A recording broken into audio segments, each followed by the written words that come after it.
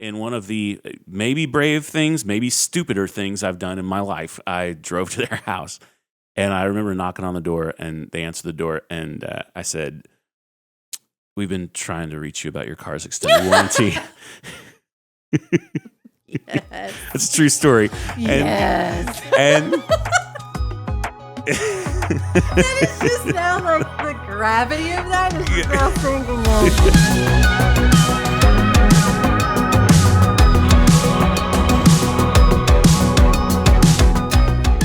You're listening to Premeditated Opinions because, yes, we thought about it, and then we said it anyway. I'm Pamela. And I'm Josh, and we are two people who somehow share a brain and decided to weaponize our brains with microphones. Each week, we unpack anything, from politics and religion to carpool dread and everything in between. You know, it would really help us a lot if you followed us on Instagram and YouTube. Giving us a like and a follow is probably the best thing your thumbs will do today. We are not experts. We are just way too confident in our own opinions. With all that being said, let's get started. This past weekend, you realized why we need ibuprofen in our 40s. Oh my God. So much painkiller. Okay, so here's what happened. What happened was? What happened is I helped a family member of mine, really an extension of my family. I helped them move. And I flew to Virginia and helped get a bunch of things packed up, and then loaded a 20-foot U-Haul and a 26-foot U-Haul. And then I drove the 26-footer and somebody else drove the 20-footer from Virginia Beach to a delightful little small town in eastern Maryland right on the coast. And then we unloaded the 26-footer. The 20-footer is, it probably still has things in it at the time of this recording, but we unloaded all of that stuff. And okay, so here's what went down. So I actually have kind of a complicated family structure. Mm-hmm. I am an adopted child. I've known I was an adopted child from the time I was little. I really don't have any memory of a reveal. Like, I don't have any memory of, like, learning that I was adopted. I just always knew, which means they must have been talking about it from the time I was little bitty. Mm-hmm. So I was born in Boise, Idaho, but only lived there 11 days. Oh my God, so many things are starting to just make sense and click together. Like, yep, that tracks. Yeah, so at 11 days old, I was flown from Boise, Idaho to Wichita, Kansas, where my adopted parents received me, and and I grew up with them. And so it wasn't until my 18th birthday that some documentation was released to me that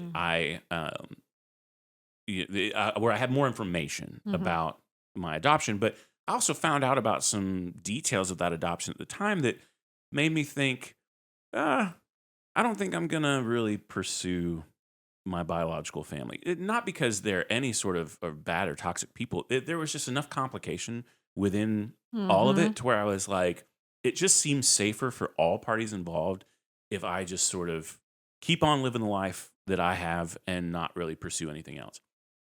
So 1 second. So yeah. how did you happen upon this documentation? Was it mailed to you? So it's actually my adopted dad. He had some documentation in his possession from my adoption proceedings, essentially, because it's a legal process. Yeah. So there wasn't much. Like, he didn't have much. He had a few shreds of documentation, and I learned my biological mother's name. Wait, were you in contact with him? My adopted dad, yeah. Your adopted dad. Yeah, gotcha. my adopted dad, yes. My biological dad, no. So he held on to this until you were 18? Mm-hmm. And then, wow, okay. Well, and technically, and this is where there is a little bit of a gap in my knowledge in that my adoption in Idaho was what's called a closed adoption. So legally, I'm not permitted to know anything about that adoption until I turn 18. And legally, my biological family is not really supposed to know anything about my whereabouts ever. And that's how closed adoptions work. And there's actually, there's a whole conversation for a different day about, there's a lot of people, a lot of adopted kids who are pushing back against that system now and basically saying, this isn't serving us and we need to reevaluate. But that's a whole different dialogue. In 2020, there's this weird thing called COVID that happened. And Tell me more about that. yeah, I know. It's unheard of to all parties involved.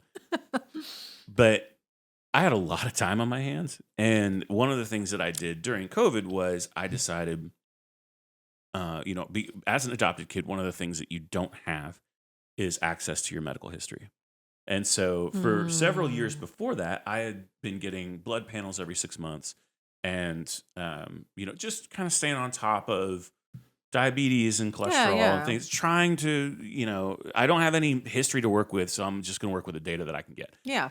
So Ancestry.com started a program where you could send in a DNA sample and they would test that sample for like 160 different genetic diseases, conditions, things like that. And honestly, my thought process was, okay, I know this is going to land me in some database somewhere and all that. But the trade-off was I wanted to be able to tell my kids about anything. It wasn't even for me, I swear. It wasn't about me at all. It was I wanted to be able to say to them, hey, keep an eye on these things because you might be a carrier because I am. So I don't want to derail from your story, but I have a very similar I did 23andMe. Yeah. And had the same thought, like, okay, now I'm traceable. Right. But my mother is adopted. And with my medical history, I had a lot of questions. Of course, yeah. And a lot of it, same thing. It was like, I would like to know what I'm passing along if I can figure it out. So anyway. 100%. So I did the Ancestry thing with zero expectations. Like I really wasn't doing it to try and find any of my biological family. I just wanted to do this testing and be done. Well, what happened was I was matched with some of my biological family that was already on Ancestry. Oh, and it was wild. And I'm not going to use names. One of them I know is a listener to our podcast. Yeah, and he's awesome, and his family is delightful, and I wish I got to see them much more than I actually do. But I got connected with some of my biological family very unexpectedly, and it just started down this whole rabbit hole of relationships and people and figuring out like there was this whole other side of my family that I didn't know, and eventually I got to meet a lot of them, and it's been one of the richer parts of my life in the last 4 years. It's been really amazing. But one of the people that I was able to get in touch with was my biological mom, who I helped move. So I'm not going to use names yet. I want to get their permission before I do any of that.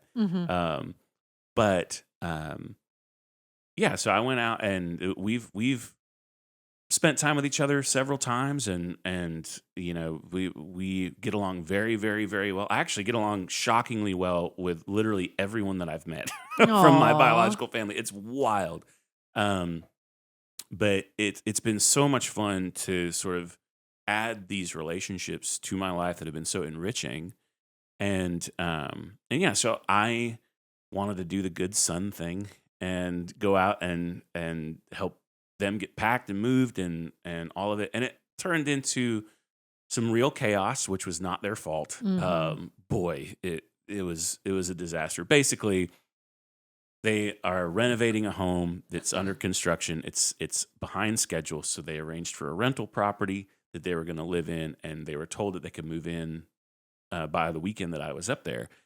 And then they got a phone call while I was there saying, you can't move in yet. And so they had already put up their place in Virginia Beach for rent. So they had to get out of their place in Virginia Beach, but they didn't have anywhere to go. And so it then became a scramble to find storage units and hotel rooms and all of it. And it was logistically, it was a nightmare. Not for me. I was kind of along for the ride, but for them having to figure all of this out on the fly, it was torture. And so on top of all of that, the furniture that we were moving, okay, one of the things that my bio mom and her husband and their family have done very well is they have such cool, eclectic, unique furniture. they've collected all sorts of amazing pieces that I've never seen before. Like, it's been so fascinating. They have a piece that is an old school ice box, like to where it has a little cabinet in the Mm. midsection where you would load a huge block of ice, and then there's a metal Mm. bin above it, and that was early refrigeration. Like, and they have one, and it's amazing. Wow. The problem is, all of that vintage stuff is 4 times heavier Oh, yeah. than its modern counterparts. Oh, yeah. And so, oh my God, the They didn't have plastic back then. no, and or particle board or Or like anything lightweight, apparently. processed wood. Right. I could not believe how heavy some of this stuff was. It was shocking. We managed to get it done, and I had help. But it was a very physical weekend full of some heavy lifting and a lot of ibuprofen and some Aleve, and like it went relatively well based on the circumstances they had to deal with. But So wait, are they still staying in a hotel this week? that's a good question. They were supposed to be able to, as of this recording right now today, they are supposed to be moving in today. Okay. Which I'll follow up with because I'd like to know how that all shook out. But they definitely ended up spending more time in a hotel than they anticipated. Yeah. And it was, that made things a lot messier. But the home that they're renovating is unbelievable. It's a 125-year-old property. And it's just, the bones of it are gorgeous. But like, I was walking around in the bottom floor of it, and the bottom floor, almost the entire bottom floor is down to the studs. But the studs, because of their age, are basically petrified wood now. And so they're like this dark, deep brown color. And it's just, you like push on them and stuff, and everything just feels really solid and rigid and cool. And so that was really neat to see. I'd never really seen a historical home like that, stripped down that far. But they have an amazing place. It's just going to take, some months probably to really get to where it's livable. Because like, even when I was there, they were getting news from the electrician that they're working with, who came to them, and I won't get into like the nitty gritty of it all because it's all very technical. But basically what he said to them is, I'm going to have to rip out every wire in this house and start over because everything in here is a fire hazard. And so literally every wire is coming out of that house. What year did you say this was? So it's I think it was built in like 1900 or 1901. Okay. Yeah. So aluminum wiring, and like old school electrical systems. Does it, I'm assuming it has plumbing. It does. It's cast iron. Oh. And so all of that has to be torn out. Mm. And so they're working on that too. The electrical, one of the things that they don't have is the house isn't grounded electrically. Like, so there's no ground pins on any of their electrical outlets and things like that. Yeah. It's old school stuff. And so they're doing a tremendous amount of renovation. It's going to be gorgeous when it's done. And they're essentially going to have a brand new house on the inside with a 125-year-old shell on the outside. And so you have the charm of the wraparound porch and, the kind of big climbing roof lines and stuff like that. It's really beautiful. But then the inside's going to be 2025, which is pretty amazing. Yeah, that sounds like it.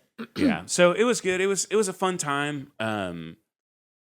It was fun sometimes. It was also a lot of work. Well, you didn't really go there just to help move. No, like you were there to like spend time and be supportive. And... Exactly. And that's a priority to me. Like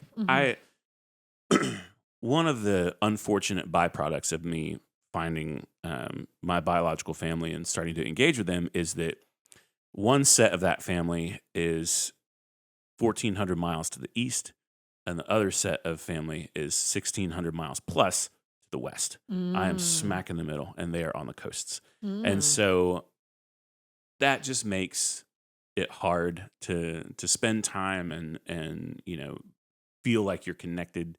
I've got some family in California. I've actually got quite a bit of my biological families in California, and they're living some pretty cool lives out there, and there's definitely a part of me that wishes I could be a lot more involved. And I say that to them frequently. I wish that I was more present. And Well, you got to spend time with them over the summer, right? Or was that the East Coast family? So that was East Coast still. Okay. So the last time that I went out to California and hung out with that side of my family was actually New Year's of 2025. So I went out Oh. there. Yeah, I went out there between Christmas and New Year's last year, and ended up spending New Year's Eve there, which was a ton of fun. Like we at one point. So my flight out there was pretty early in the morning. I remember I had to be at the airport like around 4 a.m. to catch like a 5:30 a.m. flight or something. And so I flew out, and I've been awake all day, and then there's the time difference. So, they're 2 hours behind us. So I would get out there, and we're having New Year's Eve festivities, and there's plenty of party happening. Mm-hmm. And then at some point, my party decisions intersected with my fatigue, and Mm-hmm. I was You forgot you weren't done. 25 again? Well, boy, Yeah. I was reminded in that moment. And man, I remember looking at one of my family members, and I was like, "I'm gonna lay down on the couch," and they're like, "All right." And I have just almost no memory of actually laying down and falling asleep. But then I woke up in that same couch, fully clothed, and like it was definitely well into the next morning at this point. But I was just exhausted. We had the best time, and it's cool. Like just to speak to the adoption of it all. Like I hit the jackpot Mm-hmm. with this, and I really mean that. Mm-hmm. There are horror stories galore Mm-hmm. of biological children, or of children finding their biological families. It can be a disaster. And I really I think they need to put a little more emphasis on that with the results that you can get, because there are some wild stories of people like very innocuously do the same thing that we did, and you're just trying to, in your case, figure out health information, but you end up, they do give you access to your DNA relatives, and people have had some very shocking results, and they can damage, they can cause severe damage. So I think they need to kind of, it's like cool and fun and all of that, but there really needs to be a little bit more of an emphasis on like, hey, just keep in mind, Right. like these results can Very. Well, and very wildly. And so honestly, that was part of that was part of how I thought about finding my own biological family. I knew some of those horror stories. I had been around some other adopted kids who had made tremendous efforts to find their biological families with really mixed results. Everything from just the biological families all having passed away to indifference, like, why are you here, to predatory behavior, begging for money and things like that. And so I knew all of that, and that definitely played a role in my thought processes. And so when all of this started going as well as it has, I already knew how lucky I was. Like I knew that within this dynamic, like this is going about as well as it can possibly go. And sure, there are things that my biological dad died in 2010, and so there are those kinds of things that you have to reckon with a little bit. Yeah. But what's been really special is how all the other relationships have really made it sweet and made it a very awesome thing. Not just for me, even for my whole family. My wife and kids have gotten to be in relationship with a lot of these people, and for it to be as enriching as it is, I hit the absolute jackpot. Nice. And I, honestly, this is kind of one of those rare moments where it's like, I really don't talk about this kind of stuff all that much. Not because I'm ashamed of any of it or don't want to share it. It just isn't. It's not something I think to bring up, if that makes any sense. Like my story just kind of is what it is, and I'm not. I don't know. I've never really thought in terms of like, oh, this is something that I should share. But I think part of the part of the strength of letting people into this kind of thing is it normalizes it. Mm-hmm. Because I've met a decent amount of adopted kids who almost hid that part of themselves, and not that it's the only formative piece of who we are, but it is a formative piece of who we are. Yeah. And it creates some emotional baggage Yeah. from time to time. There's some things you have to sort out, and especially depending on the circumstances you grow up in right, yeah, versus what you could have right, grown up in. Mhm. And sometimes it's not always getting away from a bad situation. right, yeah. So no, I definitely hear. So I'm curious, like is your like dad's side of the family your West Coast family, your mom's your East, or is Yeah, it exactly that. Yeah, okay? yeah. So the Okay, that's paternal cool. the paternal side is all kind of West Coast, mostly California, a little bit of Las Vegas, Mhm. and then East Coast now is all Maryland. Oh, okay. Yeah. There's not a lot on the maternal side. Like there's not a lot of people on the maternal Mhm. side. There's more on the paternal side, and the paternal side's who I met first. Gotcha. Yeah. Was anyone surprised? Yeah. Oh, okay, okay. I didn't know if that was going to be Yeah. like a sore spot. But No, not a sore spot at all. Okay. You know, there were some surprised folks that I existed, and that was, and I hope this isn't rubbing anyone the wrong way for me to say this, but to me that part of it was a little bit entertaining. Like I'm not trying to cheapen a serious scenario because Yeah. it certainly is a serious scenario, but at the same time there was a part of me that was kind of like. You know, like, because this is weird, and you know there's no playbook for this. You know, exactly. Hi, you know, but again, like part of what made this so great was the people that I met. This whole side of my family that I met, they handled it so brilliantly, though. Like it was done with such care Yeah. and such just grace, Mhm. and you know I really can't imagine it going any better than it did, and that's largely because of one individual, honestly. And I think that he just paved the way for so much great relationship. It's out of control. But So can I ask like Mhm. how that so obviously you take this test, you get your results, Mhm. and you're like, "Whoa, I've got, cousins or Mhm. whatever." So what does the communication look like from that point? Well, early on, the communication was all on Ancestry.com. I actually got a message via Ancestry that was one of my family members, and I'll never forget Okay. it as long as I live. The only thing that message said was, "I wonder how we're related," and because Ancestry had pinged them, basically saying, Yeah, "We got a new yeah, yeah. match," Yep. and so that was the first message. And the truth was, in that moment, I didn't know the answer to that question. So there's a whole other component to this. So I have a vocalist friend who also went through the process of finding some biological family. Mhm. And her circumstances were very different than mine. But she had made this contact, this woman named Rachel. Rachel lived in Florida. Rachel worked in insurance. And she had this side hustle that was what she called being a genetic detective.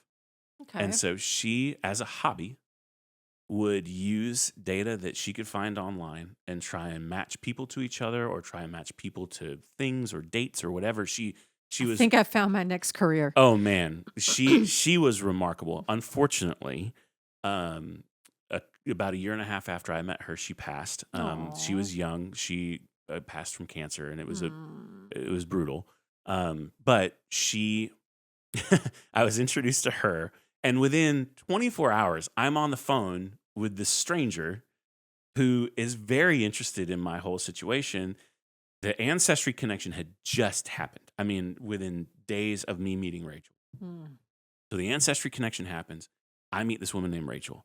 Rachel asks me basically for like all of this pretty hardcore, like identifiable stuff. Mhm. And like I'm giving her my Ancestry logins and all of this so she can see the deeper Yeah. data. And so before I know it, and there's parts of my bio family, if you're listening, you might not even know any of this, which is kind of cool for me to fill in some gaps. But um, she starts within hours. I'm getting email after email after email from her saying, "Oh, I just found this. Oh, I just unearthed this." And the information was flying at me so fast that I actually had to ask her to stop at one point because it was so much that I was like, I need a little break. I need to, just slow down just a little bit. And she immediately did, and she was very understanding and all that, because this was a lot for me to take in. And so what she's doing is she's creating a bunch of draft emails and then just kind of scheduling them, yep, pretty much.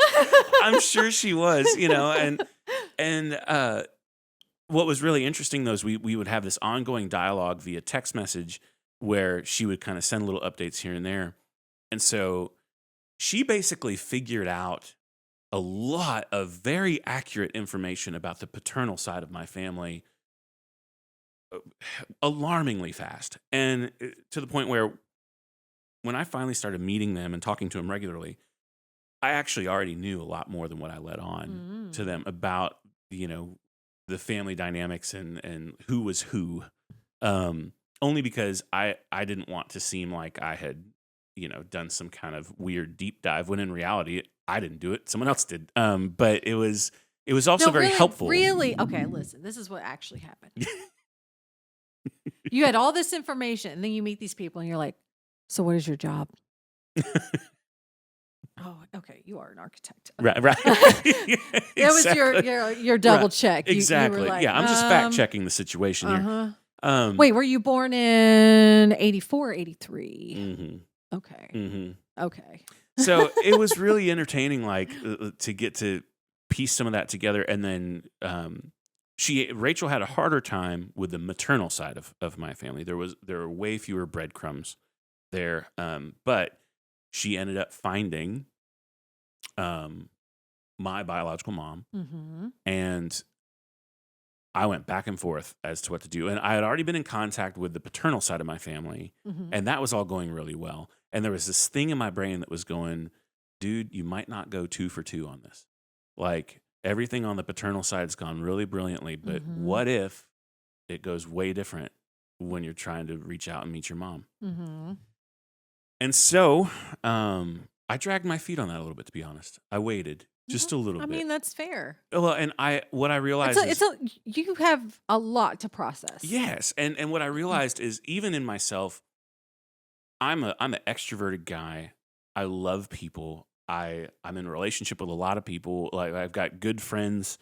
Well, this was a high stakes relationship to Very. you. And you had to essentially figure out how you are going to handle a plethora of situations. Yeah, and new family. And you needed to figure out, okay, if there is a rejection, Right. can I handle that? Right.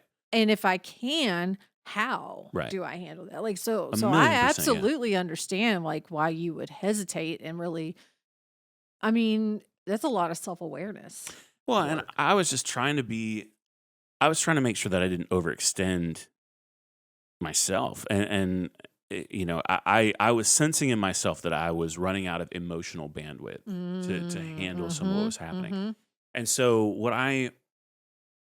the other piece of that puzzle too was I was trying to do this in a way that that showed some respect and deference to my adopted family, who, for the faults that are there, are still the people who raised me, and I didn't want to cheapen any of that either. This wasn't about reducing the role and responsibilities of my adopted family as much as it was about me just adding to the fold of just, hey, okay, this is all, we can all coexist, but how? Yeah. And I had to figure that out for myself as much as anybody. So did you have conversations with your adopted dad around these things? Like, yeah. How did that? My adopted mom and dad knew fairly soon after I made some initial contact. I started to loop them in.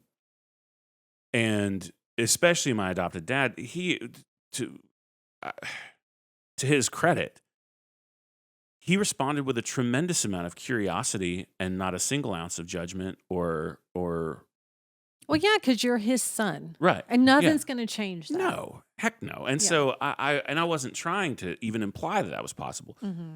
I'm just now adding some folks to the fold. So, so yeah, I dragged my feet for a little while in getting in touch with the maternal side of my family. And when I did, I decided to go about it a little differently. I had a home address for her. And So you showed up on her front door. I did. I just You showed up. sat in her driveway. I'm your son. Right. Yeah.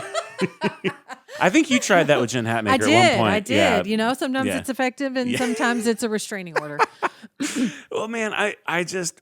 Okay, hold on. I do have to clarify. I don't actually have a restraining order on me. Like, I feel like I keep joking about that, but I don't want anyone to actually There's think like no legal action has been taken against at least Pamela. not that I've been made aware of. Right. Yeah. So when I decided it was time, I wrote a letter. Okay. And I kept it very, very factual. I said, "Hey, my name is Josh Miller. I was born, July 6, 1985 in Boise, Idaho. And I have reason to believe that you might be that we might be biologically related." I didn't even say parent or anything like that. And I kept it kind of short and sweet. And, I gave some other details about my life to just try and verify identity and things like that. So did you know for sure that she was your mother? Yeah. Okay. Which I did not reveal at the time. Okay. But there would have been some chance that we were wrong, but there was almost no chance that we were wrong. Okay. Like the data that Rachel had unearthed was pretty conclusive. Okay. And the one little trick up my sleeve that I had was when I sent this letter to her, I sent it via FedEx overnight envelope. Because when a FedEx envelope arrives at your door, Tracking. there's tracking, and you're going to take it a little bit more seriously, right? Like if a FedEx envelope hits your porch, you're like, "Oh, what's this?" Yeah. You pretty much open it immediately. You know it's something with some level of importance to it. And so It's great marketing. It is, yeah. This episode sponsored by FedEx Office for all your packing and shipping needs.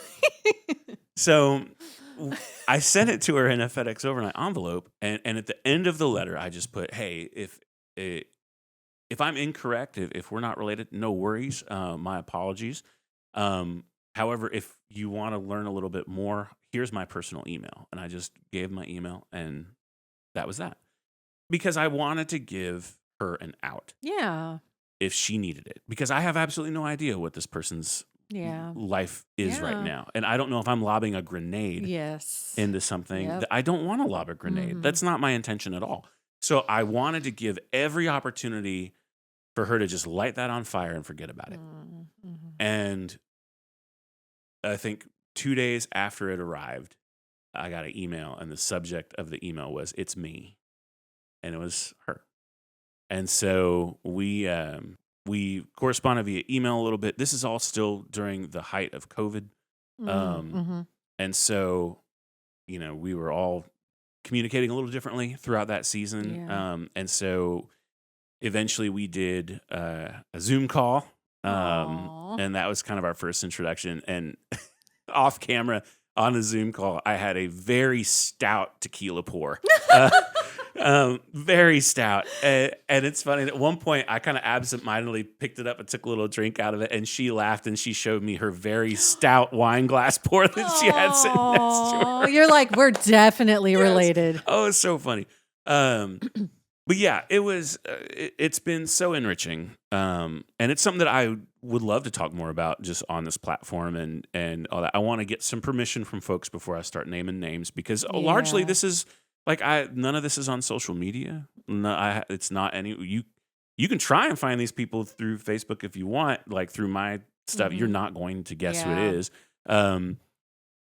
I've kept it all just kind of close to the vest, just to try and not overwhelm and I'll be honest too, one of the things that I've really worked at in this process is to make sure that I never cheapen my adopted family's roles and experiences and efforts and all of that. Absolutely. And I can't say that enough. Like it's very important to me to not overshadow that stuff.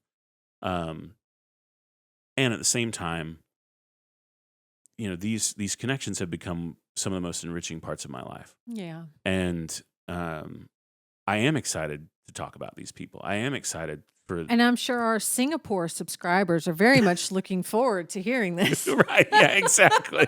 Yeah. Yeah. So you're like, you keep it close to the vest, except now it's worldwide. Right. Exactly. Yeah. It's on the internet. Yeah. But honestly, what would be really cool, and I'm literally having this idea in this moment right now, but what would be really interesting is at some point to have a deeper conversation about this, but to involve some of my biological family. That would be really that'd neat. Be awesome. Because there's quite a handful of them that I think would do very well, at something like this, and be very entertaining. Oh, So, that's awesome. yeah, but it's funny. Like the apple didn't fall very far from the tree. My bio dad was a hardcore musician, Oh. and a wonderful instrumentalist, wonderful singer. And yeah, he had a lot of just experience and skins on the wall in that environment. My bio mom is also very musical.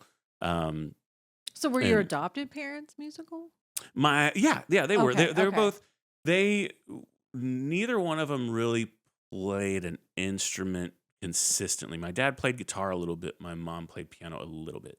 Just trying to gauge into the genetic versus environmental. Oh, it's and that part of it's really interesting too, because there's when I'm around really both sides of my family, it's funny how I'll see myself in them sometimes, like the actions or word choice or preferences or things like that. Like there's just things where it's like, oh, we are related. And there was a moment early on. Okay, so after the first round of COVID vaccines came out, I decided to travel to California and meet my paternal family who was there. There were plenty of reasons why I waited until the vaccines came out. I'll go into more detail on that some other time. But I literally showed up to their house, invited, like they knew I was coming. I didn't just roll up and ring the bell. But it was interesting. Like I remember getting on the plane to fly out there, and then picking up the rental car, and then I texted one of my family members and I just said, "Hey, send me your address. I just got in the car." And for some reason, it was that moment where it all got real for me. The fear set in and the nerves set in. And I remember texting Krista and saying, I've never wanted to hold someone's hand more in my whole life. Like it all hit right then. No. And so I was like, hey, I'm here and let's do this thing. And so in one of the maybe brave things, maybe stupider things I've done in my life, I drove to their house. And I remember knocking on the door, and they answered the door, and I said, "We've been trying to reach you about your car's extended warranty." Yes. It's a true story. Yes. And that is just now like the gravity of that is just now sinking in. You went through a whole DNA test and all of this, and turns out you're just a car warranty salesman. Yeah. I need a moment. Okay.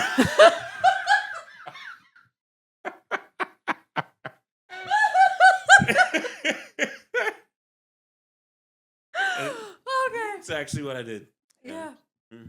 Their reception of me was lovely. It was so fantastic. They were so warm. And I remember sitting in the dining room at one point, and there were remarks that a few people were saying about how even some of the ways that I moved and talked were a lot like my late bio dad. And so it kind of brought to the surface some of that nature versus nurture thing of how strong those genetics really are and how much impact they do have, and then also how strong the environments we're brought up in are and the impacts that those have. Anyway, all these things to say, we as our tiny little grassroots podcast that we've got right now, I know that I'm not talking to 100,000 people on the other end of this microphone. However, I do want to kind of leave the door open. If you're hearing this and you're an adopted kid and you want to talk about it, I will talk about it with you. Like this stuff is complicated and it's weird and you don't always know how to handle it. And there's a lot of emotional baggage that comes with, this sort of situation. And I'm not at all saying that I have unpacked all of it, because I have not. But I've unpacked enough of it to where I at least feel like I understand it. Mm-hmm. And I can identify it when some of these things come up. Like there's, you have to wrestle with some things when you come out of that sort of environment.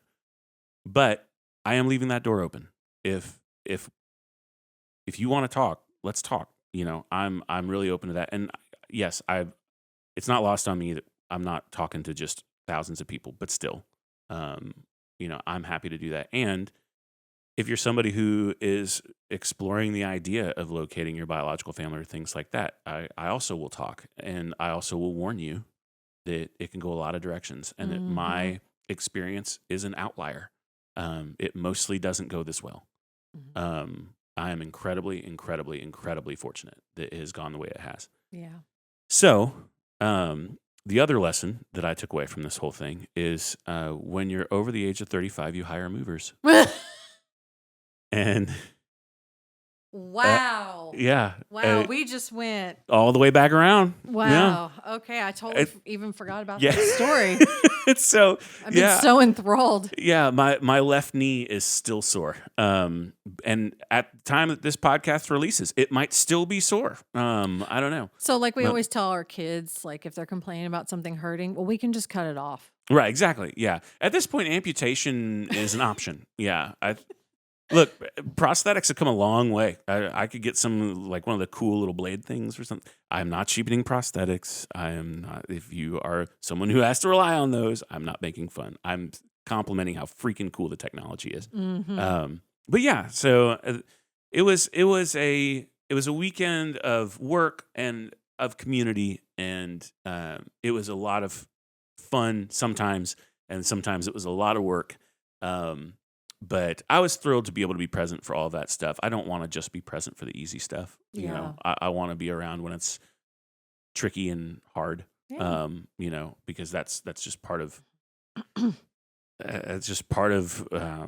operating in community in a good way. And so, it was. I am glad that they're just about done though, and I really hope that I really hope that getting moved into their actual house, which will be a few months from now minimum, I hope that goes well. I really hope that that's smooth and easy, and that they hire like a ton of people, because I think they're going to need to. Your moving days are done. I'm not saying I would say no. You'll supervise. Yes. I will want a project management role. Yes. Mm-hmm. Yep. Yeah, but that's fair. I don't need a hands-on in the field kind of role. That doesn't sound like even remotely You're not appealing. going to be putting your camos on. And No. Well, I look forward to telling you all about my DNA experience. Mm-hmm. Mine's quite a bit different. There is an adoption element to it. Nice. But and I'm not going to get into it now, but the relatives that I found who I was looking for don't speak English. Oh, interesting. Yeah, so. That's fascinating. Yeah, I want to hear more about that. Yeah. Well, feel teased, everybody. They do not consent.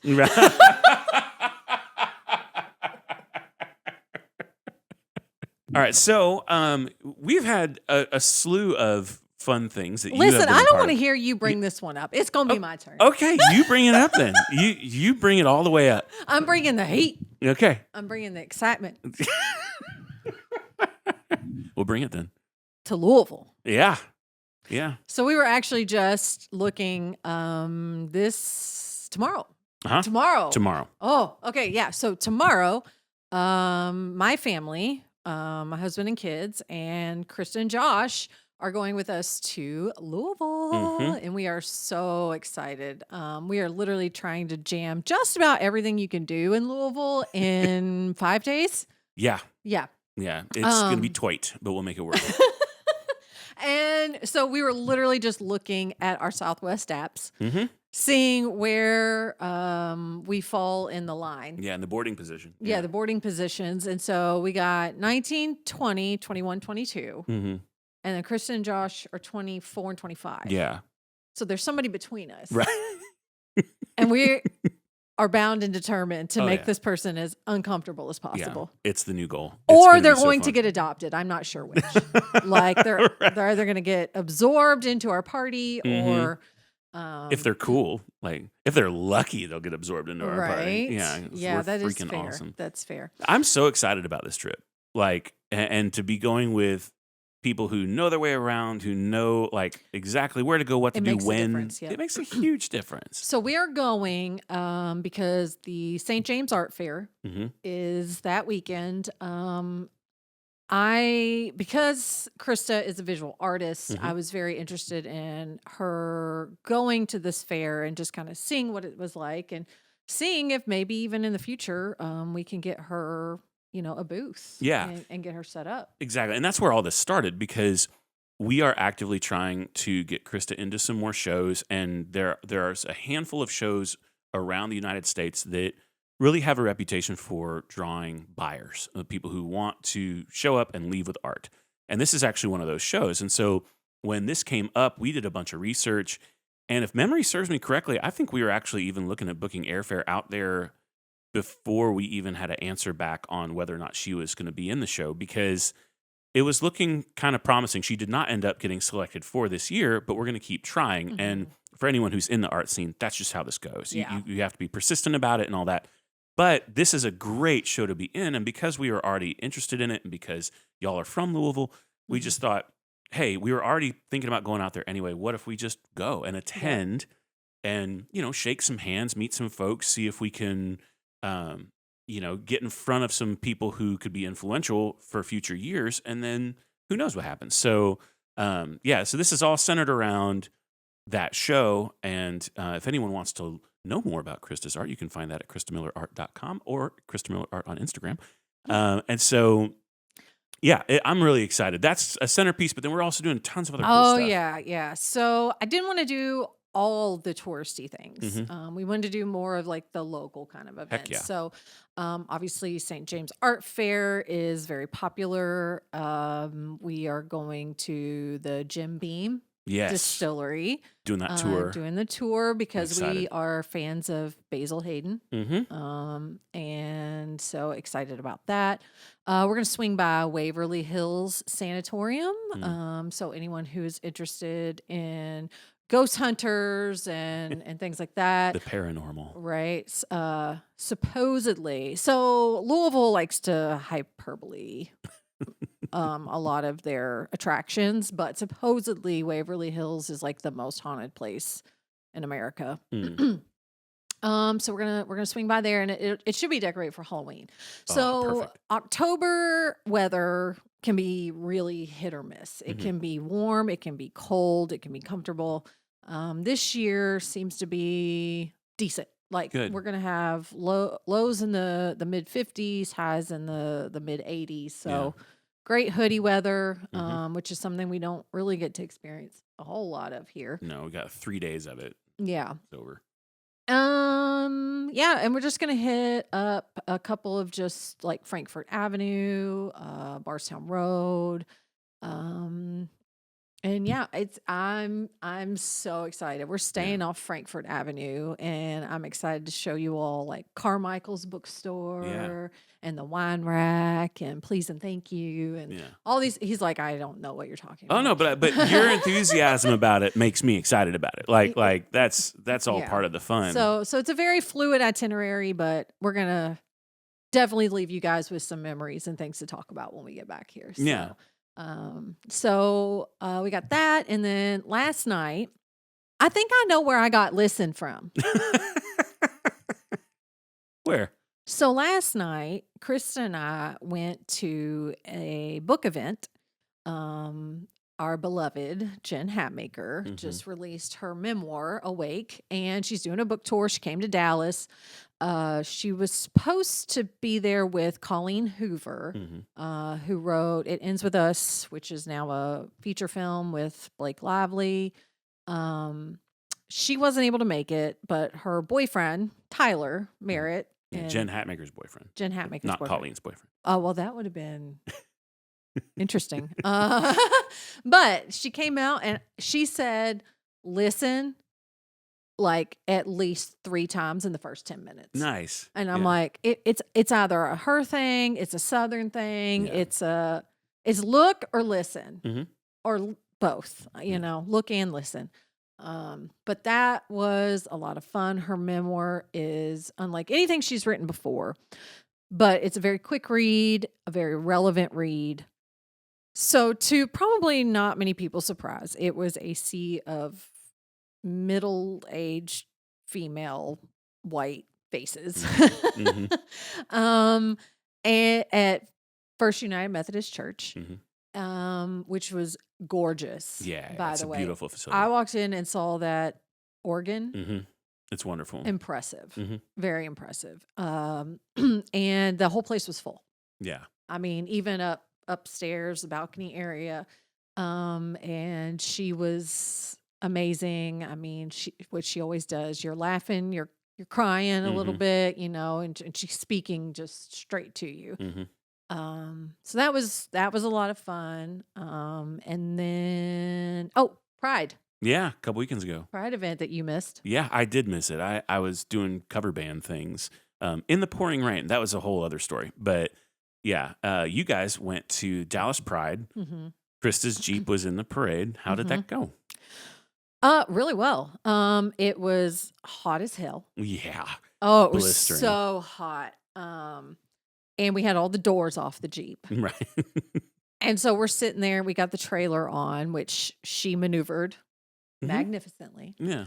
But we're sitting there waiting, and we had to wait for a couple of hours before we actually, like, the parade started and all of that. And we had the car running and the AC going. Like it was hot, but it was a blast. It was a good crowd. A lot of floats. We were kind of toward the back, but when we came around the corner, our families were on the right, and the girls, and the boys too, were just, oh my gosh, having a blast. Yeah, and they were just covered in like glitter and swag. And the girls later told me when we got back that they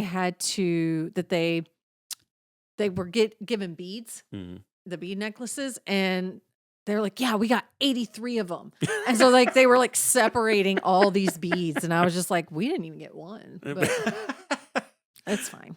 Well, yeah, no, they're going to draw some attention and get plenty of presents from people because they are young and cute and all that. But the Dallas police were great. I mean, you always end up with protesters, sure, of course, and that kind of stuff, and they kept them at bay. Yeah, like they would escort them, a distance away, which was nice. Yeah, it was nice. We felt, I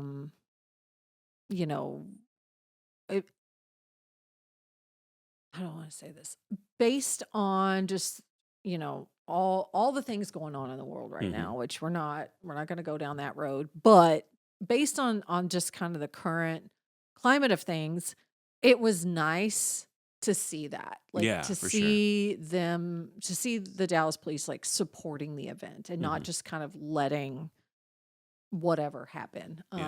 But it was so much fun. It was so much excitement and enthusiasm and men in Speedos. Yeah. And stethoscopes. We were very, very confused. Yeah. But yeah, it was great. There's just nothing like a pride parade. Yeah. I really don't know how to describe it. The energy, the pride. I mean, I don't know how else to say it. Like, and the encouragement and, the compliments that were just thrown at us, like all the way down the street. And camaraderie, and yeah, it was better than I imagined, honestly. And we had talked about this was our children's first Yeah. Pride event, and they loved it. Yeah. They, even though it was hot, Yeah. even my husband said, he's like, well, before the parade started, they were kind of, complaining about the heat. He said, but once it started, like, they didn't want it to end. Like, and I was like really encouraged by that. Yeah. Did you feel like they had any follow-up questions or anything like that from the event that were at all meaningful, helpful, anything like that? Not really. Yeah. No, my husband, so he met up with a friend there. And so it was him and his friend and the 4 kids all together, because you weren't I wasn't there. So Josh took one for the team and corralled the kids himself. So he was solo parent of 2 of his own children and 2 of not his own children. And I'm very grateful to him. Thank you, dude. Well, and luckily we have great kids. So we really do. Yeah. It's awesome. So he's standing there with the kids, with his friend, and some guy just starts heckling him about, what kind of example are you setting for your 4 children, being in this kind of relationship or whatever. Mind you, they're not in relationship. Right. Okay. Yeah. Like, somebody just looked at them and saw the situation and made assumptions, right, which is the problem, which we won't go down that road right now. But he grabs the guy's hand and just holds it up, and he's like, "Gay the pray away." And I was like, yeah, that sounds about right. I love that. Well, and it's an event that's going to draw that kind of negative attention sometimes, and that is what it is. I feel very fortunate that someplace as conservative as Texas is can have meaningful, pride events, and for it to go off without any hitch. And then for those of y'all who didn't listen to our previous episode, we actually did talk about. So Krista's involvement in the parade with her Jeep is actually through some friends of ours, Justin and Patrick, who run an organization called LGBT Outdoors. We're actually going to have them on as guests at some point. We need to get the schedules worked out with them, but we want to share more with you about what they do and how you can support them.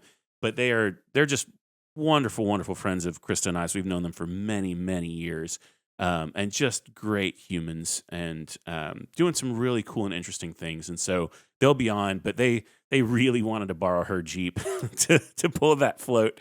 And so, and Krista, of course, said yes and wanted a sidekick. And so that's how you got involved. Yep. But so, yeah, it was, I'm thrilled that it went well. I'm thrilled that everyone went and, had positive experiences, not just with the community at large, but also just a fun hang between our kids. And I mean, the all worst that. part of the day was the heat. Oh, yeah. Yeah. And other than that, like, it was fabulous. Yeah, and it was a brutally hot day. On one hand, I really wish that I could have been there. On another hand, I know I wouldn't have enjoyed that heat all that much. But I was also playing a cover band gig during a thunderstorm, so that had its own its own caveats. And honestly, it went pretty well. So as a part of all things considered, yeah. And so it was good. But I'm grateful that y'all took the time to go, and I'm just grateful to you and Josh really for helping facilitate a lot of the details and logistics and wrangling kids and all that stuff. Absolutely. That was a load off of Krista for sure. But yeah, we've got a fun weekend coming up. I know. And you're going to hear lots of stories, I'm sure, from this weekend. At least the ones that we feel good enough to tell to the internet. Yeah, because there very well might be some that we don't feel good about telling the internet. We get into some shenanigans. Right. Well, yeah. And if we're going to shenan once, we're going to shenan again. And so, yeah, that's how we roll. But we've got a great weekend. We actually fly out tomorrow as of the time of this recording, and I have done none preparation. Yeah, we actually probably need to wrap this because same. I got to clean the house and. Well, and I think our laundry situation's okay, but we'll find out. You just reminded me I need to. Dang it. All right. Yep. Let's wrap this up. All right. Well, it's been fun talking to y'all. Yep. And we'll see you when we get back from Louisville. All right. Well, that's it for Premeditated Opinions, where the thoughts were fully baked and only mildly regrettable. If you enjoyed today's episode, congrats on having truly excellent taste in podcasts and opinions. Following us on YouTube and Instagram is a quick and easy way to support us. So if you liked literally anything about today's episode, please like and subscribe. Also, send this to someone who needs to feel seen, dragged, or both. We'll be back next week with more unsolicited insight and emotionally responsible spiraling. And until then, please stay hydrated and behave yourself in the comments. But if you don't, at least make us laugh.